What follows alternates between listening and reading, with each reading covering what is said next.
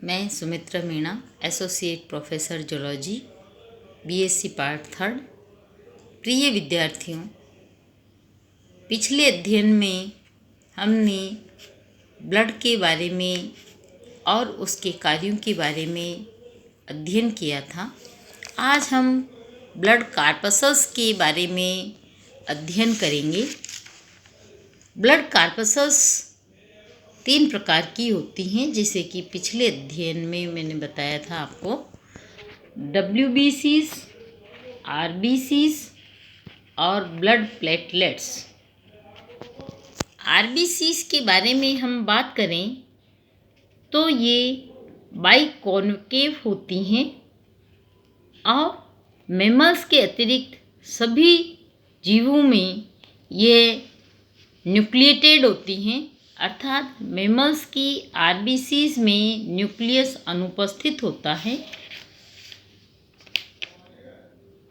इनकी संख्या 4 से 5 लाख तक होती है।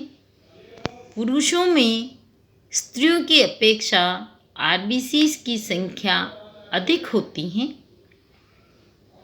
RBCs में हीमोग्लोबिन के कारण ये लाल रंग की दिखाई देती हैं। हीमोग्लोबिन एक रेस्पिरेटरी पिगमेंट है जो ऑक्सीजन को कैरी करता है और RBCs में पाया जाता है। हीमोग्लोबिन की उपस्थिति के कारण यदि एक RBC को हम देखें तो ये हल्के पीले रंग की होती हैं, परंतु ग्रुप के रूप में हम देखते हैं तो ये लाल रंग के दिखाई देते हैं। हीमोग्लोबिन अर्थात RBCs के कारण ही ब्लड का कलर जो है वो लाल रंग का दिखाई देता है। मनुष्य में RBCs की जीवन अवधि लगभग 120 दिन होती हैं। इनमें हीमोग्लोबिन रेस्पिरेटरी पिगमेंट पाया जाता है, जिसमें हिम और ग्लोबिन होते हैं। हीमोग्लोबिन का प्रोटीन पार्ट ग्लोबिन है, जबकि आयरन प्रोटोफायरिन से संयुक्त होता है। इस प्रकार हीमोग्लोबिन में आयरन फेरस अवस्था में होता है और ये हिम पार्ट कहलाता है। ये ऑक्सीजन को कैरी करता है।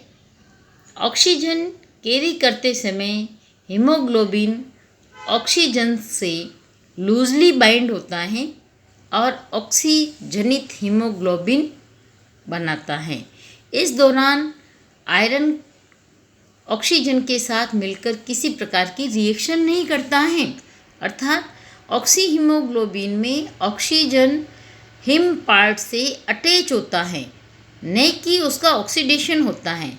इसलिए ये ऑक्सीजनित, ऑक्सीडाइज्ड नहीं, ऑक्सीजनित हीमोग्लोबिन जो है के रूप में ऑक्सीजन को कैरी करता है और इस अवस्था में आयरन फेरस अवस्था में ही रहता है और टिश्यूज़ और सेल्स तक पहुंचकर ये पुनः हीमोग्लोबिन और ऑक्सीजन में विच्छेदित हो जाता है, जहाँ से ऑक्सीजन जो है सिंपल डिफ्यूजन मेथड के द्वारा टिश्यूज़ और सेल्स में चली जाती है, जबकि वहाँ मेटाबॉलिज्म के फलस्वरूप बनी CO2 जो है वो ब्लड में आ जाती हैं।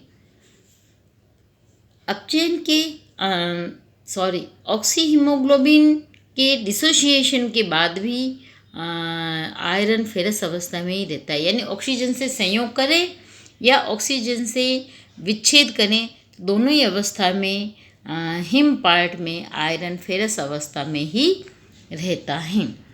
कार्बन डाइऑक्साइड का परिवहन कार्बोक्सी हीमोग्लोबिन के रूप में किया जाता है और बाइकार्बोनेट्स के रूप में किया जाता है। हीमोग्लोबिन रेस्पिरेटरी पिगमेंट हैं, इसलिए ये रेस्पिरेशन के लिए बहुत महत्वपूर्ण हैं। कुछ अन्य जीवों में हीमोग्लोबिन के अतिरिक्त और भी रेस्पिरेटरी पिगमेंट्स होते हैं, जैसे वेनेडियम हैं, होमोसाइनिन है जिसमें कॉपर होता है। हीमोसाइनिन में कॉपर होता है, ऑक्सीजन कैरिंग कंपाउंड कॉपर होता है और ये क्यूप्रस अवस्था में ही रहता है।